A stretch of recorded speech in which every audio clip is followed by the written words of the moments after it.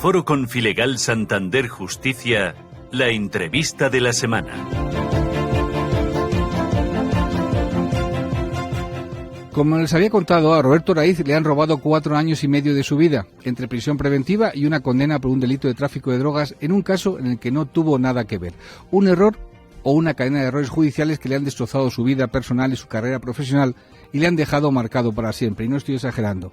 Un error o una cadena de errores judiciales reconocidos por el propio Tribunal Constitucional. Como si se tratara de un jarrón chino, hecho trizas aunque se intenten pegar las piezas, que es imposible. No se puede dar marcha atrás en el tiempo. Buenas tardes, Roberto. Hola, buenas tardes, Carlos. ¿Cómo se te puede compensar esto? Difícilmente evaluable. Ante todo, antes de empezar, quería felicitarte por el programa y por el rigor y transparencia con el que tratáis algo tan importante como es la justicia, ¿no? En cualquier Estado de Derecho y algo fundamental, ¿no? Dicho esto, difícil evaluar. Es fácil de decir estar 4 años y medio en prisión siendo inocente y es muy difícil de digerir, ¿no? Pero bueno. Empecemos desde el principio. ¿Cómo pudieron confundirte? Entiendo que en una macrooperación a nivel nacional contra el tráfico de drogas, alguna geolocalización de algún teléfono móvil estuvo minutos o quizás segundos o minutos antes de ir a montarme yo en mi coche, pues próxima al lugar de los hechos, ¿no? Esa es la explicación que le doy porque realmente no encuentro otra, ¿no? Todo se basaba en unas escuchas telefónicas de un teléfono que nunca fue mío. Uh-huh. Y por lo tanto es imposible que yo hiciese ni recibiese ninguna llamada. Es más, en la detención recuerdo perfectamente que me preguntaron si me llamaba Roberto, con lo cual... Que te llamaba Roberto, claro. Ese fue el principio de la confusión, posiblemente, ¿no? Evidentemente sí, me preguntaron si me llamaba Roberto, se identificaron, me identifiqué yo, y a partir de ahí fue un caos total y un desconcierto, como bien ha dicho mi abogado y has dicho tú, una cadena de errores policiales y judiciales que me llevaron a una situación lamentable y realmente surrealista, ¿no? ¿Y cómo es posible que nadie se diera cuenta del error en 3 años y 8 meses antes del juicio? Porque es que es incomprensible, Roberto. Eso es lo que yo me pregunto, puesto que los jueces del Tribunal Supremo, así tal como llegó el recurso presentado por nosotros, dictaron la absolución de todos los cargos y la puesta inmediata en libertad, ¿no? Entonces, piensa que derrumbaron una condena y una sentencia de 13 años y tenían muchos fundamentos para ello, ¿no? ¿Hicieron en algún momento la policía alguna pericial de voz? Que se suele hacer, evidentemente. En absoluto. O sea, lo pedí yo desde el primer momento, desde el minuto 1 de mi detención. Entregué mi teléfono, pedí una pericial de voz y que cotejaran ese teléfono o esas llamadas de teléfono supuestamente entrantes y salientes con mi voz, y en ningún momento se efectuó, ¿no? Es más, se pidió desde el minuto 1 también que registraran a nombre de quién estaba esa tarjeta o ese teléfono Uh-huh. que estaba siendo investigado y jamás se hizo. Tú entonces tenías 42 años cuando esto ocurrió. Estabas divorciado y tenías una nueva pareja y tenías un bebé. No, el bebé nació estando yo en prisión. Vale. ¿Cuándo viste al bebé por primera vez? ¿Cuándo veo yo al bebé Sí. por primera vez? Después del nacimiento, porque estaba preso en la cárcel de Asturias y pedí con antelación el traslado, que tampoco llegó a Pamplona, ya por motivos del registro. Al registrar a un hijo tienes un plazo de unos días determinados, ¿no? Uh-huh. Entonces llegué tarde y ahí fue cuando le vi, pero realmente no he podido convivir ni pude nunca convivir con él porque me renovaron la prisión provisional a los 2 años y eso, pues bueno, derrumbó y presionó tanto a la que era entonces mi pareja que pudo con ello, ¿no? O sea, te rompieron la vida personal. ¿Y la vida profesional? La vida profesional desde hace 15 años no la he podido rehacer. En un sector como el de la seguridad privada y en los puestos que yo ocupaba de responsabilidad, evidentemente durante los 4 años y medio más el tiempo del juicio y el tiempo, los 3 meses únicamente que estuve en libertad, no pude ejercer. Luego tuve que cancelar los antecedentes penales, los antecedentes policiales, que es requisito indispensable, y a partir de ahí a cada trabajo, cada puesto de trabajo que he intentado acceder, pues, desgraciadamente se ha filtrado y digamos que se ha ejecutado un poquito lo que es la condena social en ese sector, ¿no? O sea, estás marcado. Bueno, estás marcado. Evidentemente se fue todo al traste por eso, por una cadena de errores judiciales, y tuve el inconveniente de trabajar en una profesión como era la de la seguridad, en la que evidentemente no es compatible. ¿Tu padre qué es o qué era? Mi padre falleció al poco de salir de prisión, era cirujano. Tu madre sus labores, supongo. Sí, sus labores, ama de casa. ¿Se creyeron lo de la acusación? En un primer momento en absoluto, Uh-huh. pero con el paso del tiempo fue desgastando todo el entorno familiar, e incluso no diría que llegasen a dudar, pero era tan surrealista y era una estancia en prisión tan larga que, bueno, pues les fue destruyendo y creando unas pequeñas dudas, digamos, ¿no? Luego, evidentemente, todas se disiparon cuando llegó la libertad, pero sí que destruyó mucho el entorno tanto familiar mío como el de mi exmujer. En 2009 te condenan, tú tienes que entrar en prisión, te tiras en prisión 8 meses, ¿y a los 8 meses qué ocurre? Y a los 8 meses, 8 o 9 meses aproximadamente, tal día como hoy, Uh-huh. el 2 de diciembre del 2009, yo había pedido el traslado por motivos familiares a la prisión de Pamplona, que me fue denegado, y estaba en la prisión de Zuera, en Zaragoza. Entonces, aproximadamente hacia las 3 de la tarde me llaman para acudir a los despachos judiciales, y viene un agente judicial diciéndome que, bueno, que había resuelto el Tribunal Supremo el recurso de casación, y que estaba absuelto de todos los cargos y que quedaba en libertad. Por vulneración de derechos fundamentales.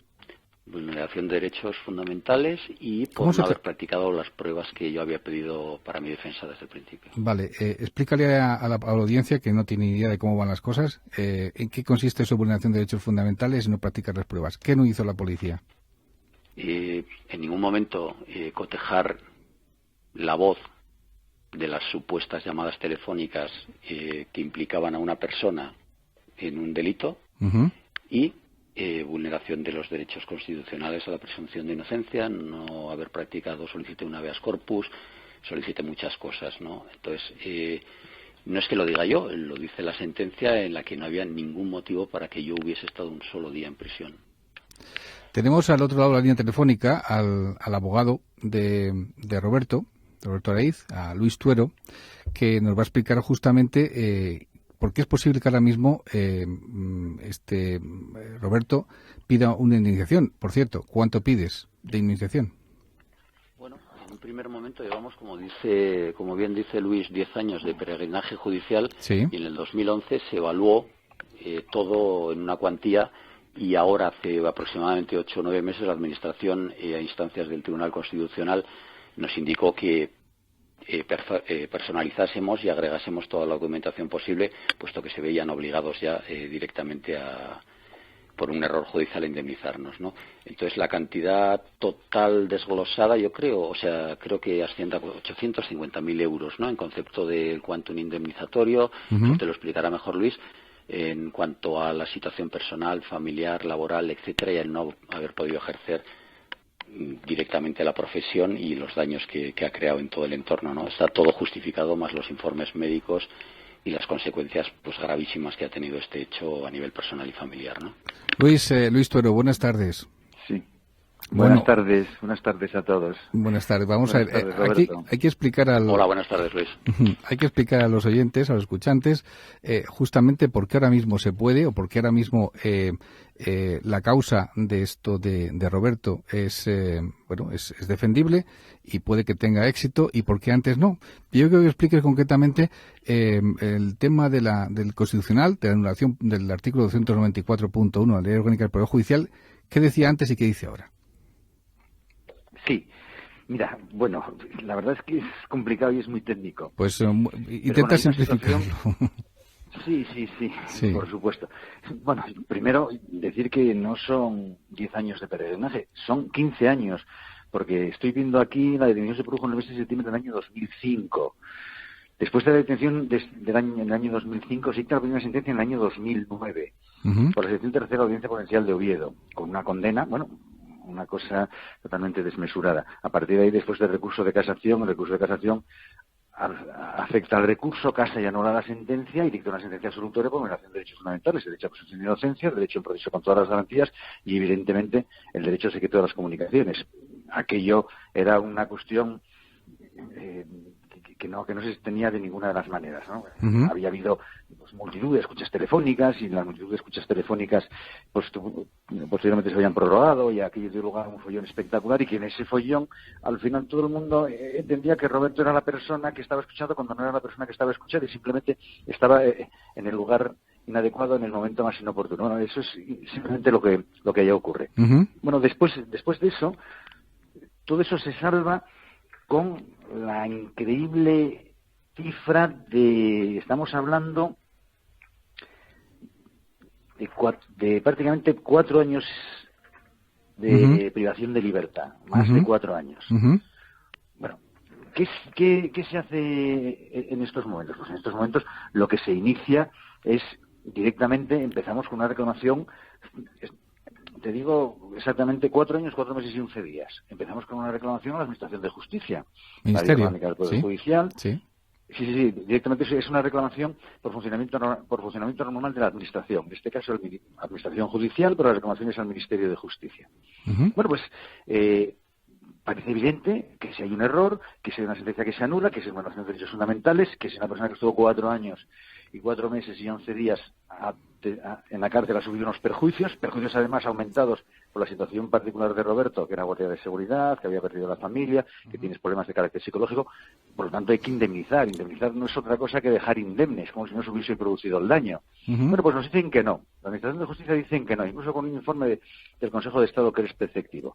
Posteriormente se inicia la vía judicial, y la vía judicial, como es un acto de un ministro, se tiene que ir a la Audiencia Nacional. Pues en la Audiencia Nacional nos dicen que no, que tampoco. ¿Y por qué nos dicen que tampoco? Y dice, oiga, mire, es que en la legislación española es una legislación española muy restrictiva, que solo se indemniza no a todos los inocentes, solo a aquellos que son inocentes cuando se declara la inexistencia del hecho imputado. ¿Ya qué había hecho?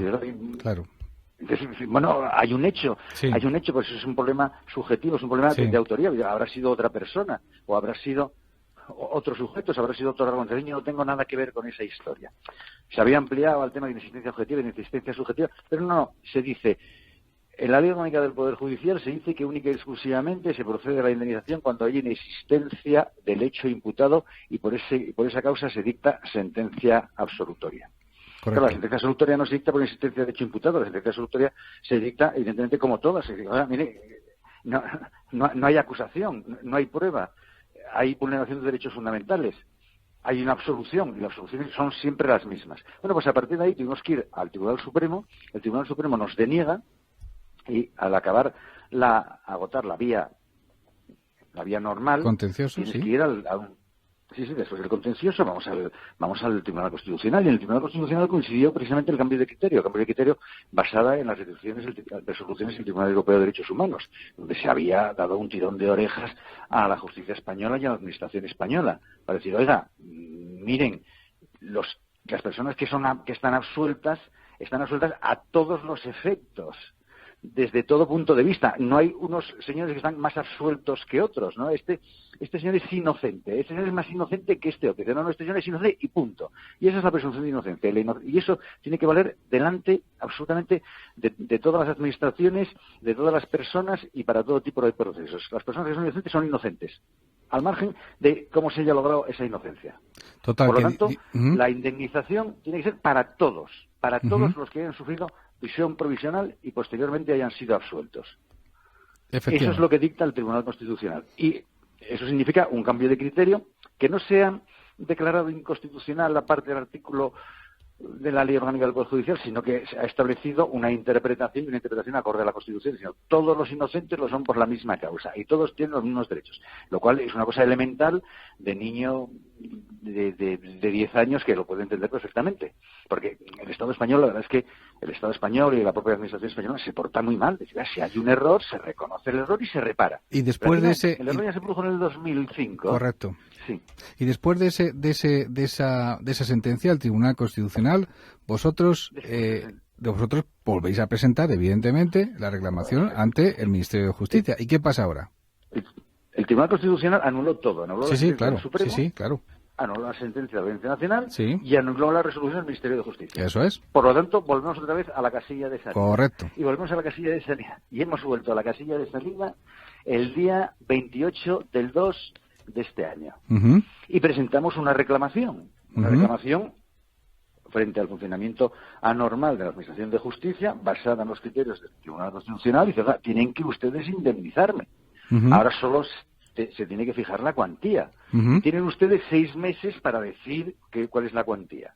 Me solicitan los datos del daño producido y ese daño con la cuantificación. Ujú. Y eso, bueno, pues viene establecido y se establece en función de las consecuencias lesivas que tuvo esta persona. Evidentemente, estamos hablando de la duración temporal de la prisión, 4 años y 4 meses y 11 días. Estamos hablando del carácter especialmente afrentoso del delito imputado. Yo resulta que durante 5 años de mi vida estuve primero acusado y luego condenado por un delito de tráfico de drogas, por un delito de pertenencia a una organización criminal, cuando precisamente estoy en el lado contrario, y eso me causa una serie de perjuicios, evidentemente, a mi fama, a mi honor.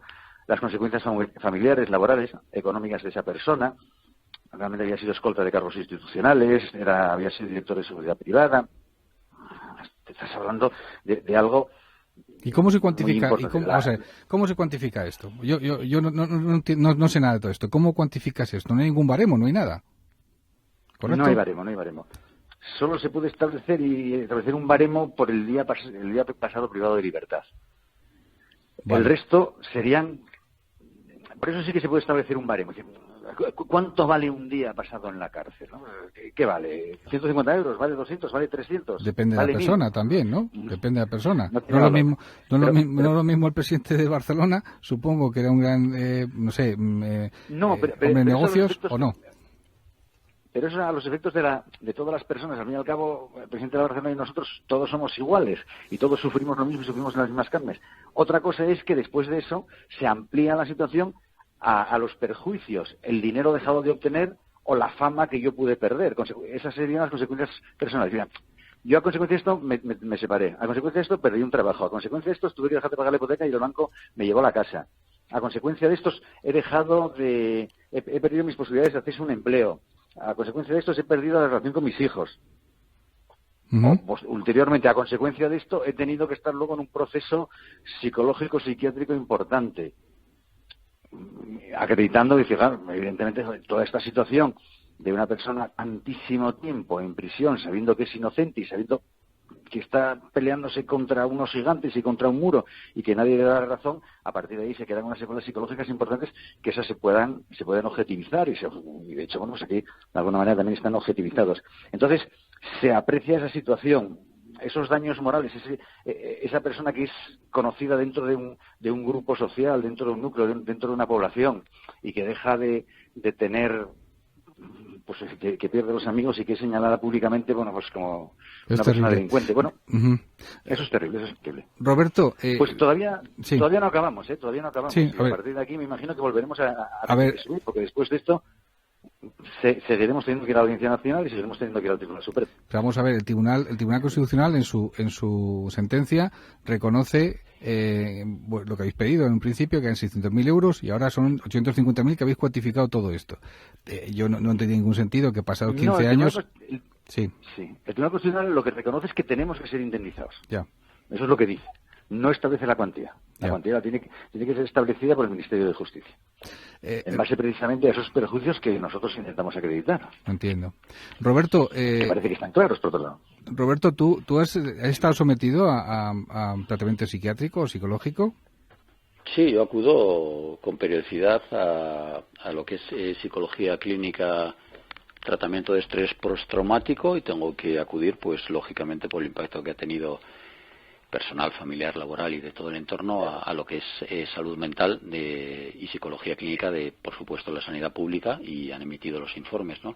Ellos también están estupefactos, puesto que para ellos es un hecho inusual y excepcional, ¿no? Entonces, sí, acudo con frecuencia y tal como me manda la sanidad, pues a todo tipo de terapias.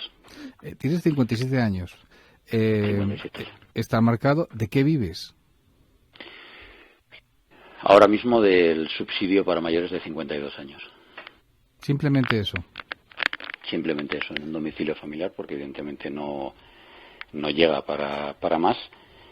Pero a todo trabajo que accedí, como te he comentado, desde el 2010, aún no teniendo ninguna queja laboral por efectos de imagen de la empresa y propiamente únicamente por eso, por el pasado judicial, pues no se me han renovado los contratos o no he podido tener acceso real a ese trabajo, ¿no?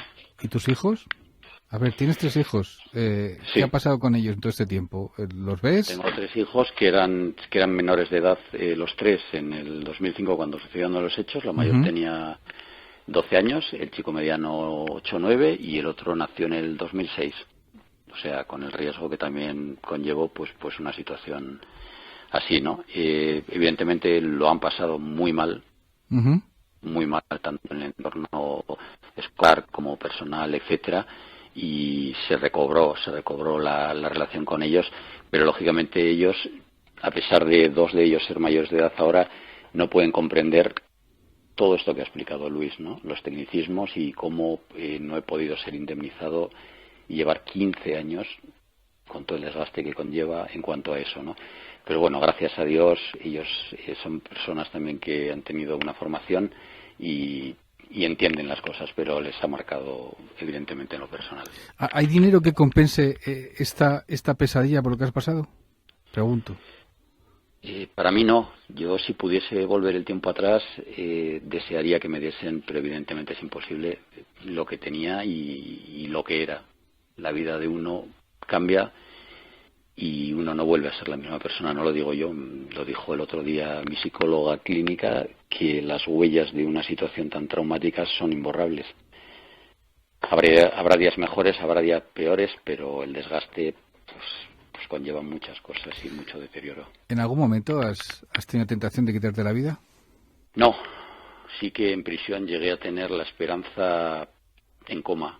No llegó a estar muerta, porque creo que lo peor que te puede pasar en esta vida es tener la esperanza muerta, pero sí que en 4 años y medio vi cosas terribles y estuve en un entorno hostil que evidentemente no era el mío, ¿no? Y gracias a Dios y a la constancia y a la perseverancia y a saber, ¿no?, de que eres inocente, pues al final se solucionó, pero sí que hubo momentos terriblemente duros. El hecho de haberte dedicado a la seguridad, de haber estado con personas muy conocidas, guardaespaldas y demás, yo supongo que era un problema en las cárceles, supongo, ¿no? Porque allí todo el mundo sabe de dónde vienes, qué es lo que haces, qué es lo que has hecho y demás, ¿no? ¿Qué se podía asemejar tu trabajo al de un policía corrupto condenado? Piensa que poco más o menos van por ahí, porque el perfil de una persona que esté, digamos, habituada a delinquir o esté en la cárcel no va a diferenciar entre lo que es un director de seguridad, un escolta, un policía o un guardia civil, ¿no? Entonces yo me tenía que preocupar por mi seguridad y a la vez preocuparme lógicamente por mi familia y por el malestar que estaba creando. Pero fue difícil porque, como bien has dicho, en la cárcel todo se filtra, todo se termina sabiendo, ¿no? Y es un hándicap añadido, ¿no? Antes de marcharnos, Luis, la nueva ley, el anteproyecto de ley de la Ley de Enjuiciamiento Criminal contempla justamente la compensación por esto. No sé si has leído el proyecto, el anteproyecto, si tienes alguna idea, te llega alguna noticia. Me gustaría saber tu opinión. Quiere decir que de alguna forma el Estado, el sistema, reconoce este error y va a evitar que se produzcan casos como el de Roberto. Sí, bueno, no conozco especialmente el anteproyecto de la enjuiciamiento criminal. Bueno, que esperemos que pueda llegar a buen término. Pero sí que es cierto que es necesario que se regule mejor de lo que se ha regulado ahora en la Ley Orgánica del Poder Judicial y que de alguna manera esté más automatizado en el sentido de evitar todos los trámites y evitar todos los pleitos que existen, que son pleitos que se dilatan enormemente en el tiempo, porque todo esto al final se deriva a la jurisdicción contencioso administrativa, que es una jurisdicción muy lenta, y se deriva a la Audiencia Nacional con todos los costes que ello supone.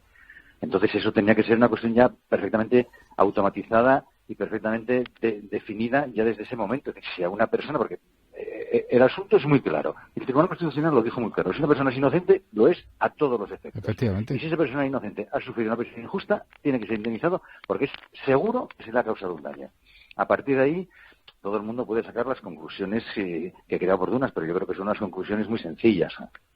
Evidentemente, que hay que indemnizar. Luis Tuero, muchísimas gracias por tu presencia, por tu testimonio. Roberto, a vosotros. Suerte y, como dicen en México, que te vaya bonito, porque de verdad muchas gracias, Carlos. Que te lo mereces. Muchas gracias. Un saludo a los dos. Un cordial saludo, hasta luego.